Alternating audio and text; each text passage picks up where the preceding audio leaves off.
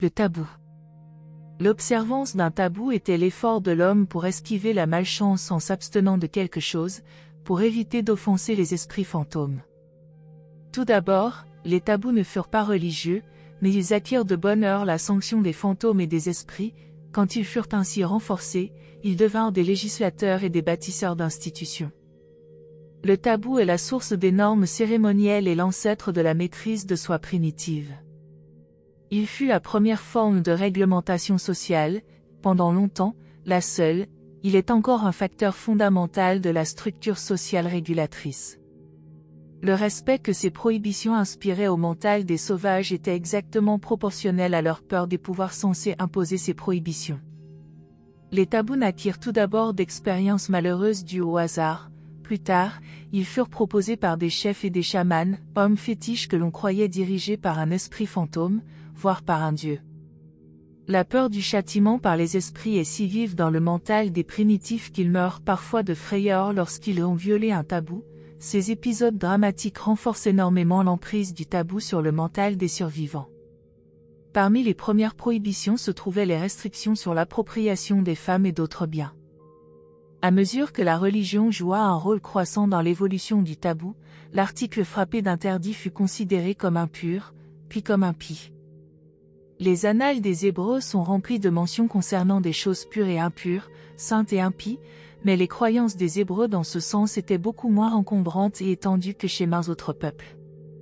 Les 7 commandements de Dalamatia et d'Éden, ainsi que les 10 commandements des Hébreux, étaient des tabous précis, tous exprimés dans la même forme négative que les plus anciennes prohibitions, mais ces nouveaux codes avaient une véritable valeur émancipatrice en ce sens qu'ils remplaçaient des milliers de tabous préexistants. De plus, ces commandements plus tardifs promettaient catégoriquement quelque chose en récompense de l'obéissance. Les tabous primitifs sur la nourriture naquirent du fétichisme et du totémisme. Le porc était sacré pour les Phéniciens, la vache pour les Hindous. Le tabou égyptien sur la viande de porc a été perpétué par la foi hébraïque et islamique. Une variante du tabou sur la nourriture était la croyance qu'une femme enceinte pouvait tellement penser à un certain aliment que l'enfant, lors de sa naissance, serait le reflet de cet aliment, lequel serait alors tabou pour lui. Les manières de manger devinrent tabous de bonne heure, d'où l'étiquette de table ancienne et moderne. Les systèmes de caste et les niveaux sociaux sont des vestiges d'antiques prohibitions. Les tabous furent très efficaces pour organiser la société, mais ils étaient terriblement pesants. Le système d'interdits négatifs maintenait non seulement des règles utiles et constructives, mais aussi des tabous périmés, désuets et inutiles.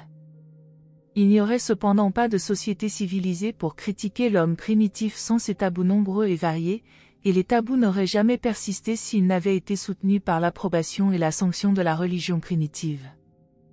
Nombre de facteurs essentiels dans l'évolution humaine ont été extrêmement onéreux, ont coûté d'immenses trésors d'efforts, de sacrifices et de renoncements, mais ces accomplissements de la maîtrise de soi furent les véritables échelons sur lesquels l'homme a gravi l'échelle ascendante de la civilisation. 2. Le concept du péché.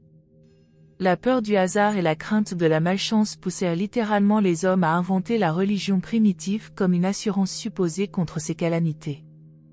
Partant de la magie et des fantômes, et passant par les esprits et les fétiches, la religion évolua jusqu'au tabou. Chaque tribu primitive avait son arbre aux fruits défendus, littéralement la pomme, mais, au figuré, consistant en un millier de branches pendantes, lourdes de toutes sortes de tabous. L'arbre défendu disait toujours « Tu ne feras pas ». Quand le mental du sauvage évolua au point d'imaginer à la fois de bons et de mauvais esprits, et quand le tabou reçut la sanction solennelle de la religion évoluante, la scène fut toute prête pour l'apparition de la nouvelle conception, celle du péché. L'idée du péché était universellement établie dans le monde bien avant que la religion révélée y pénétrât. Seul le concept du péché permit à la mort naturelle de devenir logique pour le mental primitif. Le péché était la transgression du tabou, et la mort était le châtiment du péché. Le péché était rituel, et non rationnel, un acte et non une pensée. Et l'ensemble de ce concept du péché était entretenu par ce qui persistait des traditions de Dilma et de l'époque d'un petit paradis sur terre. La tradition d'Adam et du jardin d'Éden prêtait également substance au rêve d'un ancien âge d'or, à l'aurore des races. Tout ceci confirmait les idées qui s'exprimèrent plus tard par la croyance que l'homme avait son origine dans une création spéciale, qu'il avait débuté parfait dans sa carrière, et que la transgression des tabous, le péché, l'avait rabaissé à son triste sort ultérieur. La violation habituelle d'un tabou devint un vice, la loi primitive fit du vice un crime, la religion en fit un péché. Chez les tribus primitives, la violation d'un tabou était un crime et un péché conjugués. Une calamité atteignant la communauté était toujours considérée comme une punition pour un péché de la tribu. Pour ceux qui croyaient que la prospérité va de pair avec la droiture, la prospérité apparente des méchants causa tant de soucis qu'il devint nécessaire d'inventer des enfers pour punir les violateurs de tabous. Le nombre de ces lieux de châtiment futur a varié d'1 à 5. L'idée de confession et de pardon apparut de bonne heure dans la religion primitive. Les hommes demandaient pardon dans une réunion publique pour des péchés qu'ils avaient l'intention de commettre la semaine suivante. La confession était simplement un rite de rémission, et aussi une notification publique de souillure, un rituel pour crier « impur, impur ». Suivaient ensuite toutes les formes rituelles de purification. Tous les peuples de l'Antiquité pratiquèrent ces cérémonies dépourvues de sens. Bien des coutumes, apparemment hygiéniques, des tribus primitives étaient surtout cérémonielles. 3. Renoncement et humiliation. Le renoncement fut l'étape suivante de l'évolution religieuse, on pratiquait couramment le jeûne. Bientôt s'établit la coutume de s'abstenir de nombreuses formes de plaisir physique, spécialement de nature sexuelle. Le rituel du jeûne était profondément enraciné dans nombre de religions anciennes, et il a été transmis pratiquement à tous les systèmes modernes de pensée théologique. Juste à l'époque où les barbares commençaient à renoncer au gaspillage consistant à brûler et à enterrer des biens avec les morts, au moment où la structure économique des races commençait à prendre forme, cette nouvelle doctrine religieuse du renoncement fit son apparition, et des dizaines de milliers d'âmes sérieuses se mirent à briguer la pauvreté. Les biens furent considérés comme un handicap spirituel. Cette notion des dangers spirituels accompagnant la possession des biens matériels fut largement entretenue à l'époque de Philon et de Paul. Depuis lors, elle a toujours notablement influencé la philosophie européenne. La pauvreté était simplement une partie du rituel de mortification de la chair, qui, malheureusement, s'incorpora dans les écrits et les enseignements de nombre de religions, notamment du christianisme. La pénitence est la forme négative de ce rituel, souvent stupide, de renonciation. Mais tout cela enseigna la maîtrise de soi aux primitifs, et ce fut un progrès vraiment valable dans l'évolution sociale. La négation de soi et la maîtrise de soi comptèrent parmi les plus grands gains sociaux provenant de la religion évolutionnaire primitive. La maîtrise de soi apporta à l'homme une nouvelle philosophie de vie, elle lui enseigna l'art d'accroître sa fraction de vie en diminuant le dénominateur d'exigence personnelle au lieu de toujours essayer d'augmenter le numérateur de satisfaction égoïste. Ces anciennes idées de discipline de soi-même englobaient la flagellation et toutes sortes de tortures physiques. Les prêtres du culte de la mère étaient spécialement actifs pour enseigner la vertu des souffrances physiques, ils donnaient l'exemple en se soumettant à la castration. Les Hébreux, les hindous et les bouddhistes étaient de fidèles adeptes de cette doctrine d'humiliation physique. Durant toute l'Antiquité, les hommes cherchèrent, par ce moyen, à bénéficier, sur le grand livre de la négation de soi tenu par leur Dieu, d'un supplément de crédit dû à leur renoncement. Il fut jadis coutumier, quand on éprouvait certaines tensions émotionnelles, de faire le vœu de renoncer à soi et de se torturer. Avec le temps, ces vœux prirent la forme de contrats avec les dieux. En ce sens, ils représentaient un véritable progrès évolutionnaire, car les dieux étaient censés faire quelque chose de précis en récompense de cette torture et de cette mortification de la chair. Les vœux étaient aussi bien négatifs que positifs. Aujourd'hui c'est aux Indes, parmi certains groupes, que l'on observe le mieux des serments de nature aussi extrêmes et nuisibles. Il était bien naturel que le culte du renoncement et de l'humiliation prêtât attention aux satisfactions sexuelles. Le culte de la continence prit naissance comme un rituel parmi les soldats qui allaient se lancer dans la bataille, plus tard, il devint la pratique des saints.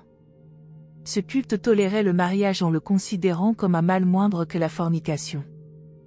Nombre de grandes religions du monde ont été défavorablement influencées par cet ancien culte, mais aucune plus notoirement que le christianisme. L'apôtre Paul en était un adepte, et ses vues personnelles se reflètent dans les enseignements qu'il introduisit dans la théologie chrétienne. Il est bon pour un homme de ne pas toucher de femme. Je voudrais que tous les hommes fussent comme moi-même. Je dis donc aux célibataires et aux veuves de demeurer comme moi. Paul savait bien que ces enseignements ne faisaient pas partie de l'évangile de Jésus, et il le reconnaît en disant « Je dis ceci par permission et non par commandement ». Mais ce culte conduisit Paul à mépriser les femmes. Le malheur est que ses opinions personnelles ont longtemps influencé les enseignements d'une grande religion du monde. Si le conseil de l'éducateur fabricant de tentes était littéralement et universellement suivi, la race humaine prendrait fin d'une manière soudaine et peu glorieuse.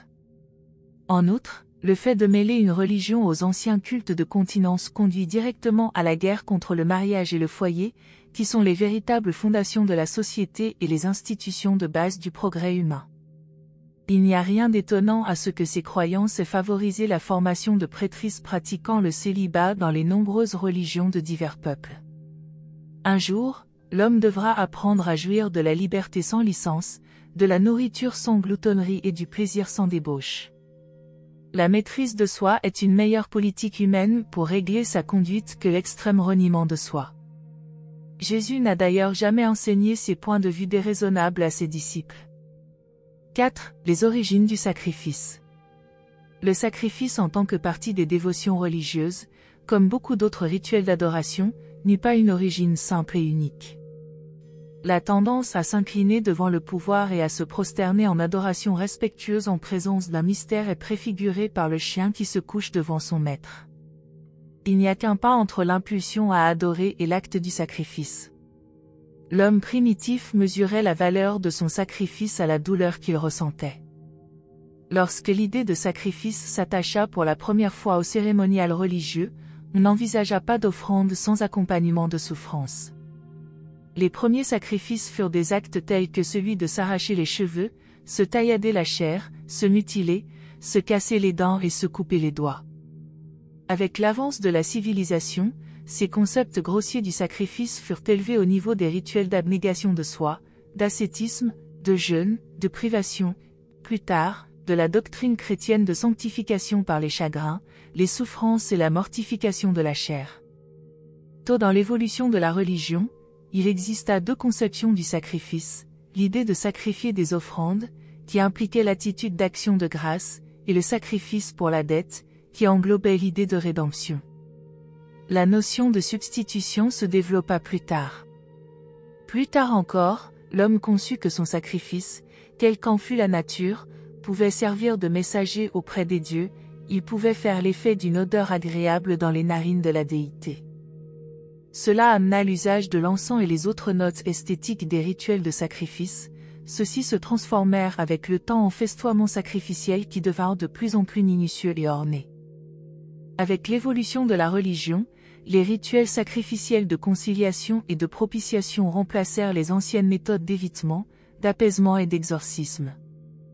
L'idée initiale du sacrifice fut celle d'un impôt de neutralité perçu par les esprits ancestraux. L'idée d'expiation se développa seulement plus tard. À mesure que les hommes s'écartaient de la notion d'une origine évolutionnaire pour la race, à mesure que les traditions de l'époque du prince planétaire et du séjour d'Adam étaient filtrées par le temps, le concept du péché et du péché originel se répandit. Ainsi, le sacrifice pour un péché accidentel et personnel se transforma par évolution en la doctrine du sacrifice pour expier le péché de la race. L'expiation sacrificielle était un expédient d'assurance générale qui couvrait tout, même la rancune et la jalousie d'un Dieu inconnu. Entouré de tant d'esprits susceptibles et de dieux rapaces, l'homme primitif était en face d'une telle armée de déités créancières qu'il fallait tous les prêtres, le rituel et les sacrifices pendant une vie entière pour le tirer de ses dettes spirituelles. La doctrine du péché originel, ou culpabilité raciale, faisait débuter chaque personne avec une dette sérieuse envers les pouvoirs spirituels. Les hommes reçoivent des cadeaux et des pots de vin, mais, Quand on en offre aux dieux, on les décrit comme étant consacrés, rendus sacrés ou bien on les appelle sacrifices. Le renoncement était la forme négative de la propitiation, le sacrifice en devint la forme positive. L'acte de propitiation incluait la louange, la glorification, la flatterie et même le divertissement. Ce sont les reliquats de ces pratiques positives de l'antique culte de propitiation qui constituent les formes modernes d'adoration divine. Celles-ci sont simplement la transformation, en rite, des anciennes techniques sacrificielles de la propitiation positive. Le sacrifice d'un animal avait, pour les hommes primitifs, une signification bien plus grande qu'il n'en peut avoir pour les races modernes. Ces barbares considéraient les animaux comme leurs proches parents effectifs. Avec l'écoulement du temps, l'homme devint astucieux dans ses sacrifices et cessa d'offrir ses animaux de travail. Au début, il sacrifiait le meilleur de tout, y compris ses animaux domestiques. Un certain souverain égyptien ne se vantait pas lorsqu'il affirmait avoir sacrifié 113 433 esclaves, 493 386 têtes de bétail, 88 bateaux, 2756 statuettes d'or, 331 702 jarres de miel et d'huile, 228 380 jarres de vin, 680 714 oies, 6 744 428 miches de pain et 5 740 352 sacs de grains. Pour en arriver là, il fallait qu'il eût prélevé de cruels impôts sur ces sujets soumis à un travail pénible. La simple nécessité poussa finalement ces demi-sauvages à manger la partie matérielle des créatures sacrifiées, les dieux ayant bénéficié de leur âme. Cette coutume trouva sa justification sous le prétexte de l'ancien repas sacré, un service de communion d'après les usages modernes. 5. Sacrifice et cannibalisme. Les idées modernes sur le cannibalisme primitif sont entièrement fausses, le cannibalisme faisait partie des mœurs de la société primitive. Alors qu'il est traditionnellement horrible pour la civilisation moderne, il était un élément de la structure sociale et religieuse de la société primitive. Des intérêts collectifs dictèrent la pratique du cannibalisme. Il se développa sous la pression de la nécessité et persista parce que les hommes étaient esclaves de la superstition et de l'ignorance. Il était une coutume sociale, économique, religieuse et militaire. L'homme primitif était un cannibale, il aimait la chair humaine, et c'est pourquoi il l'offrait comme un don de nourriture aux esprits et à ses dieux primitifs. Puisque les esprits fantômes étaient simplement des hommes modifiés, et puisque la nourriture était le principal besoin de l'homme, alors la nourriture devait aussi être le plus grand besoin d'un esprit. Le cannibalisme fut jadis à peu près universel parmi les races en évolution. Les Sangiques étaient tous cannibales, mais, à l'origine, les Andonites, les Nodites et les Adamites ne l'étaient pas, les Andites non plus jusqu'à ce qu'ils se soient exagérément mêlés aux races évolutionnaires. Le goût pour la chair humaine grandit. Inauguré par la faim, l'amitié, la revanche ou le rituel religieux, l'absorption de chair humaine devient un cannibalisme habituel. Elle naquit par suite de la pénurie de nourriture, bien que cette pénurie en fût rarement le motif sous-jacent. Cependant, les Esquimaux et les premiers Andonites s'adonnaient rarement au cannibalisme, sauf en période de famine. Les hommes rouges, spécialement en Amérique centrale, étaient cannibales. Les mères primitives eurent jadis l'habitude générale de tuer et de manger leurs propres enfants en vue de renouveler la force qu'elles avaient perdue lors de la parturition. Au Queensland, il arrive encore souvent que le premier-né soit ainsi tué et dévoré. À une époque récente, de nombreuses tribus africaines ont délibérément recouru au cannibalisme comme procédé de guerre, une sorte d'atrocité pour terroriser leurs voisins. Un certain cannibalisme résulta de la dégénérescence de lignées jadis supérieures, mais il prévalait surtout parmi les races évolutionnaires. L'habitude de manger des hommes naquit à une époque où les hommes éprouvaient des émotions intenses et âpres au sujet de leurs ennemis. Le fait de manger de la chair humaine fit partie d'une cérémonie solennelle de revanche. On croyait que, de cette manière, le fantôme d'un ennemi pouvait être détruit ou incorporé à celui du mangeur. L'idée que les magiciens obtenaient leur pouvoir en mangeant de la chair humaine fut jadis une croyance très répandue. Certains groupes de mangeurs d'hommes ne voulaient consommer que des membres de leur propre tribu. Cette consanguinité pseudo-spirituelle était censée accentuer la solidarité de la tribu. Les mêmes mangeaient aussi des ennemis pour se venger, avec l'idée de s'approprier leur force.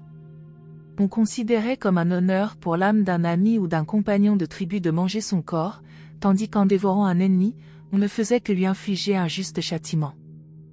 Le mental du sauvage n'avait nullement la prétention d'être conséquent. Chez certaines tribus, les parents âgés cherchaient à être mangés par leurs enfants. Chez d'autres, la coutume voulait que l'on s'abstienne de manger des proches parents, on vendait leurs corps ou on les échangeait contre des corps d'étrangers. Il existait un commerce considérable de femmes et d'enfants rengraissés pour la boucherie.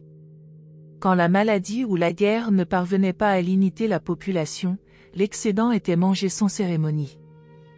Le cannibalisme a graduellement tendu à disparaître sous les influences suivantes. 1. Il devint parfois une cérémonie communautaire, la prise de responsabilité collective pour infliger la peine de mort à un membre de la tribu. La culpabilité dut sans cesse d'être un crime quand tous y participent, quand la société y prend part. La dernière pratique du cannibalisme en Asie fut de manger les criminels exécutés. 2. Le cannibalisme devint de très bonne heure un rituel religieux, mais la croissance de la peur des fantômes n'eut pas toujours l'effet de le réduire.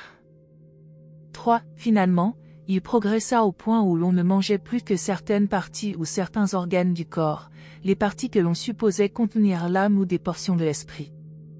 Il devint commun de boire du sang et de mélanger les parties, comestibles, du corps avec des drogues.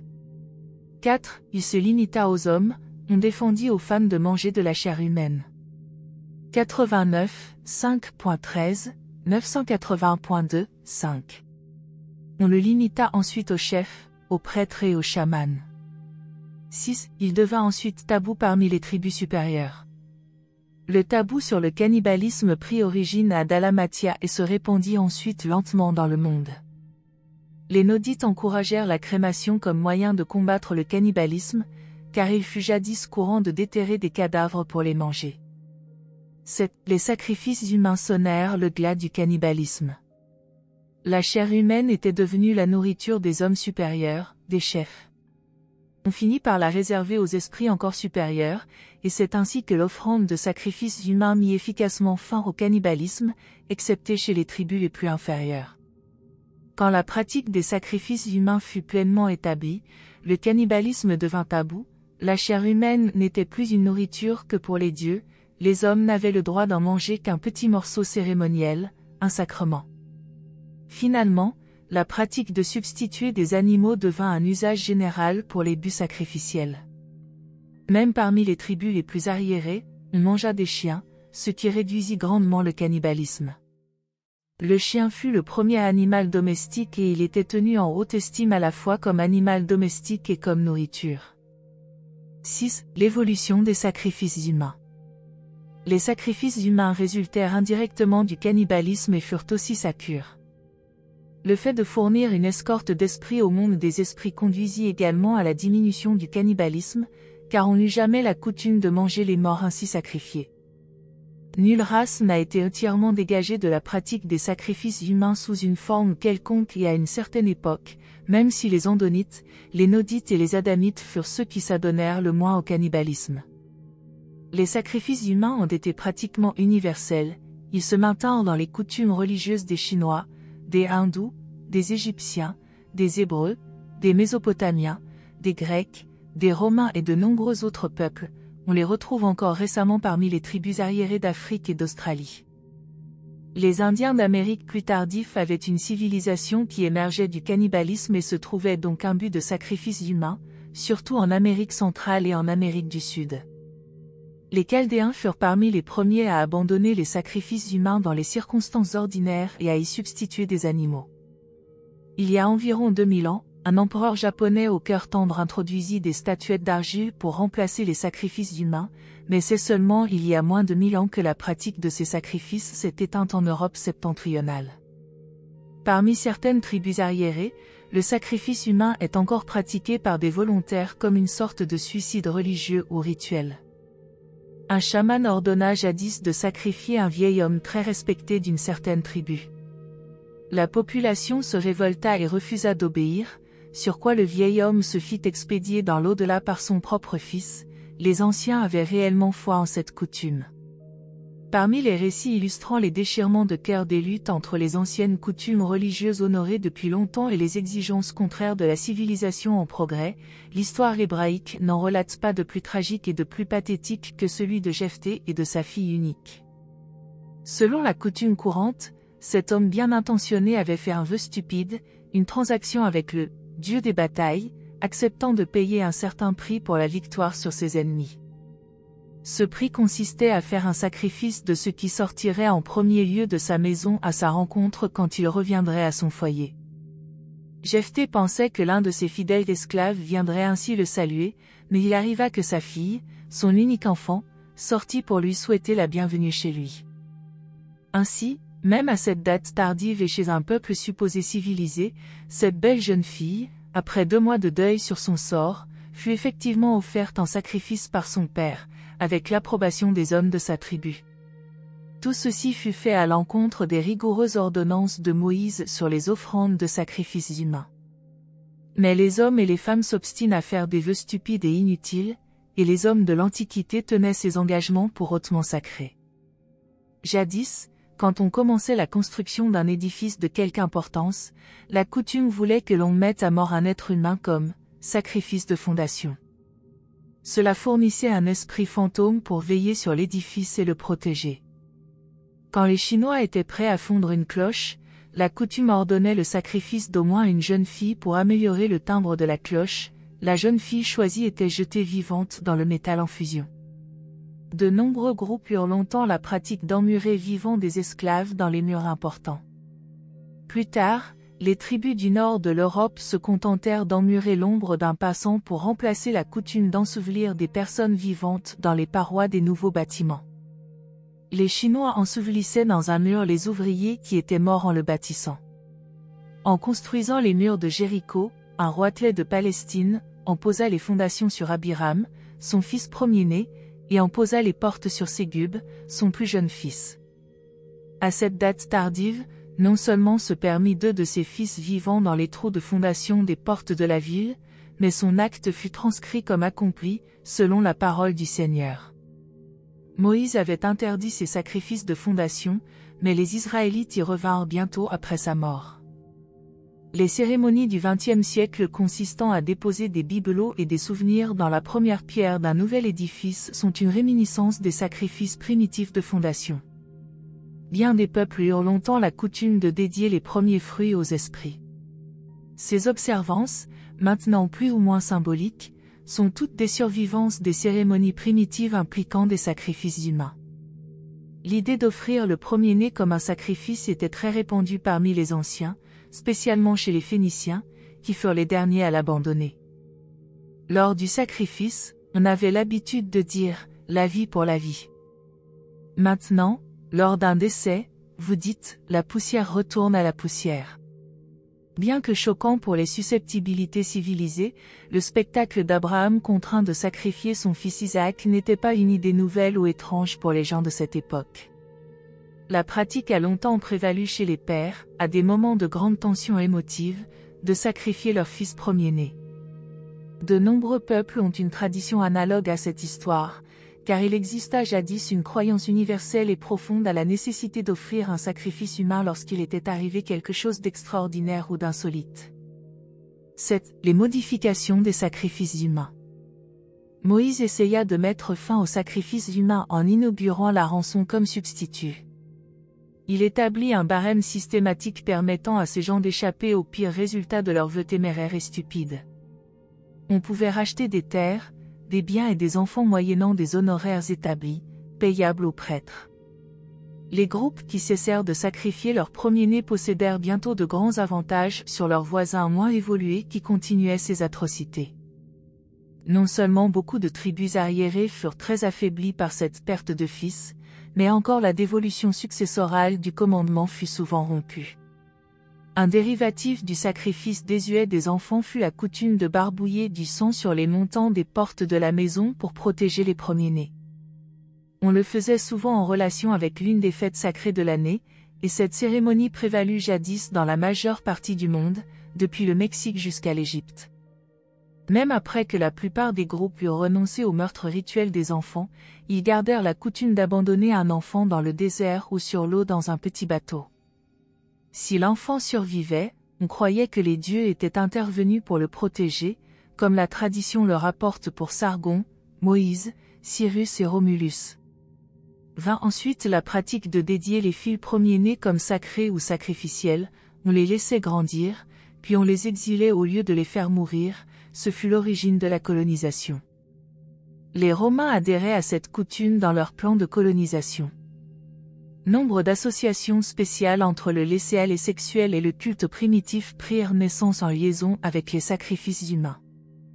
Dans les temps anciens, si une femme rencontrait des chasseurs de têtes, elle pouvait racheter sa vie par un abandon sexuel. Plus tard, une jeune fille consacrée comme sacrifice aux dieux pouvait choisir de racheter sa vie en dédiant définitivement son corps au service sexuel sacré du temple. De cette manière, elle pouvait gagner l'argent de sa rédemption. Les anciens considéraient comme très ennoblissant d'avoir des rapports sexuels avec une femme ainsi engagée pour la rançon de sa vie. La fréquentation de ces filles sacrées était une cérémonie religieuse, et l'ensemble du rite fournissait en outre un prétexte acceptable pour des satisfactions sexuelles ordinaires. C'était une subtile manière de se tromper soi-même, et les filles et leurs partenaires prenaient plaisir à la pratiquer. Les mœurs sont toujours en retard sur le progrès évolutionnaire de la civilisation, elles sanctionnent ainsi les pratiques sexuelles plus primitives et plus sauvages des races évoluantes. La prostitution dans les temples s'étendit finalement dans toute l'Europe du Sud et l'Asie.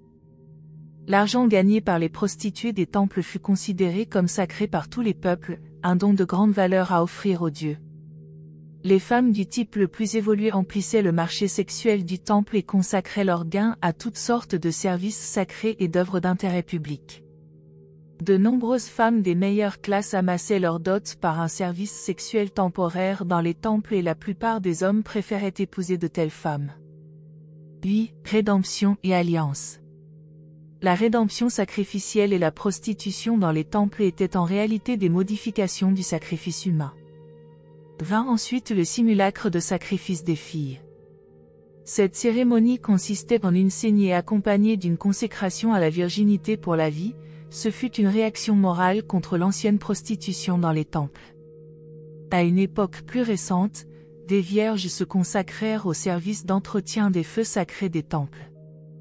Les hommes finirent par concevoir l'idée que l'offrande d'une partie du corps pouvait remplacer le sacrifice humain total de jadis.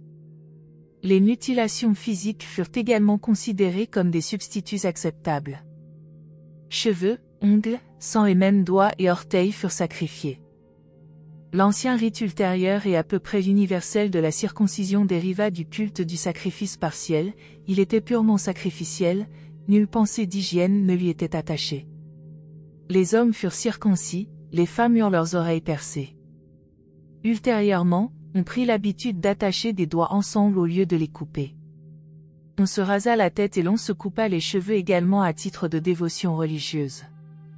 La castration fut d'abord une modification de l'idée des sacrifices humains.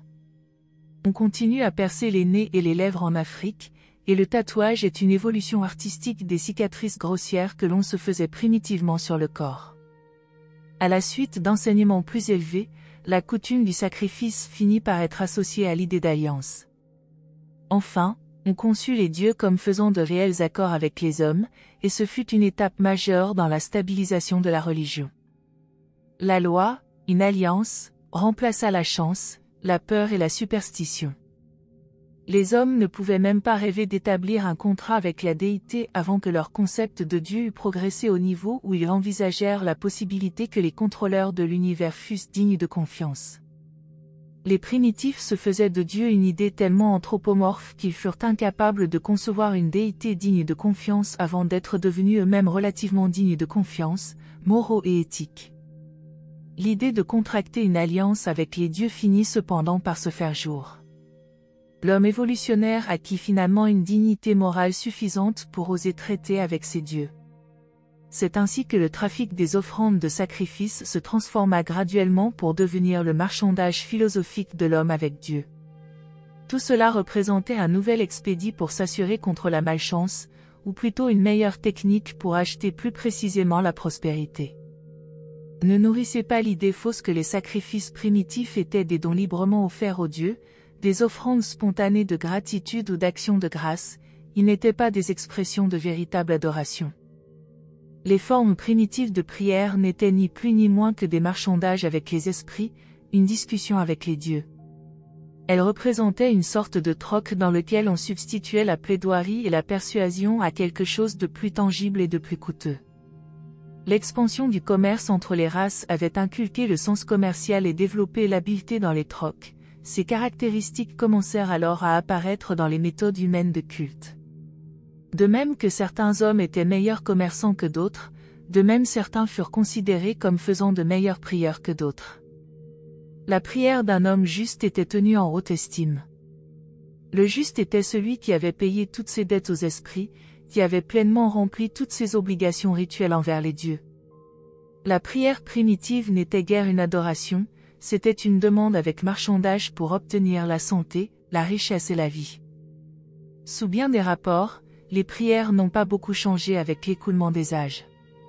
On continue à les lire à haute voix dans des livres, à les réciter officiellement et à les écrire pour les placer dans des moulins et les accrocher aux arbres, où le souffle des vents évitera aux hommes la peine de dépenser leur propre souffle.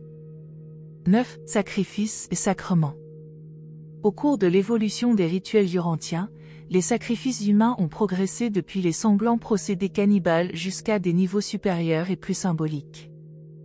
Les rituels primitifs de sacrifice engendrèrent les cérémonies ultérieures des sacrements.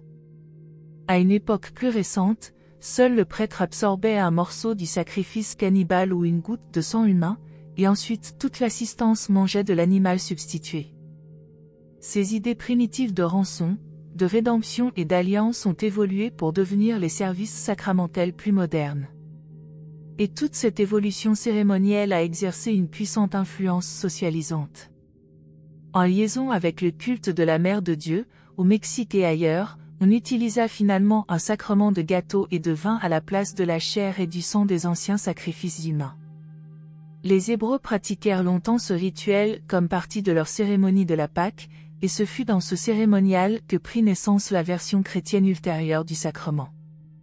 Les anciennes confréries sociales étaient basées sur le rite consistant à boire du sang, la fraternité juive primitive était une affaire de sang sacrificiel.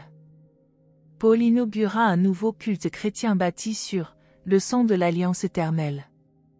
Bien qu'il ait inutilement encombré le christianisme avec des enseignements sur le sang et le sacrifice, il réussit à mettre fin une fois pour toutes aux doctrines de rédemption par des sacrifices d'hommes ou d'animaux. Ces compromis théologiques montrent que la révélation elle-même doit se soumettre au contrôle gradué de l'évolution. Selon Paul, Christ est devenu le sacrifice humain ultime et suffisant à tout, le divin juge est maintenant pleinement et définitivement satisfait. Et, ainsi après de longs âges, le culte du sacrifice a évolué en culte du sacrement.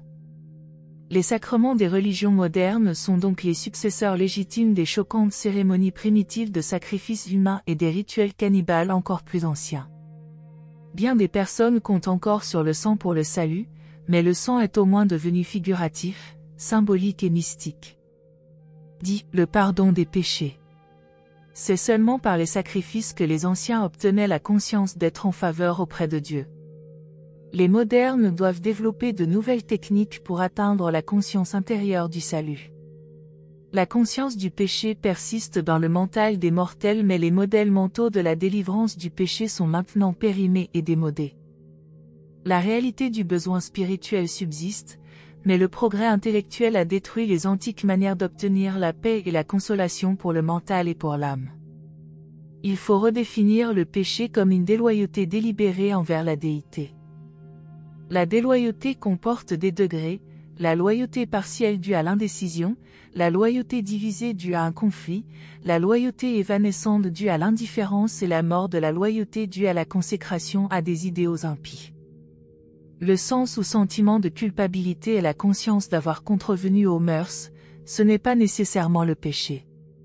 Il n'y a pas réellement péché en l'absence d'une déloyauté consciente envers la déité. La possibilité de reconnaître le sens de culpabilité est un signe de distinction transcendante pour l'humanité. Il ne classe pas l'homme comme un misérable, mais le situe plutôt à part comme une créature de grandeur potentielle et de gloire toujours ascendante. Un tel sentiment d'indignité est le stimulus initial qui devrait, rapidement et sûrement, conduire à ces conquêtes de la foi, qui transfèrent le mental du mortel sur les splendides niveaux de noblesse morale, de clairvoyance cosmique et de vie spirituelle. Toutes les significations de l'existence humaine sont alors changées du plan temporel au plan éternel, et toutes les valeurs sont élevées du plan humain au plan divin. La confession du péché est une répudiation virile de la déloyauté, mais elle n'atténue en aucune manière les conséquences dans l'espace-temps de cette déloyauté. Mais la confession, la reconnaissance sincère de la nature du péché, est toutefois essentielle pour la croissance religieuse et le progrès spirituel. Le pardon des péchés par la déité est le renouvellement des relations de loyauté qui suit une période de la conscience où l'homme est déchu de ses relations comme conséquence d'une rébellion consciente. Le pardon ne doit pas être recherché, mais seulement reçu en tant que conscience du rétablissement des relations de loyauté entre la créature et le Créateur. Et tous les fils loyaux de Dieu sont heureux, aiment le service et progressent constamment dans l'ascension vers le paradis. Présenté par une brillante étoile du soir de Nébadon. Merci de nous avoir rejoints aujourd'hui, et je vous retrouve bientôt pour une nouvelle exploration passionnante.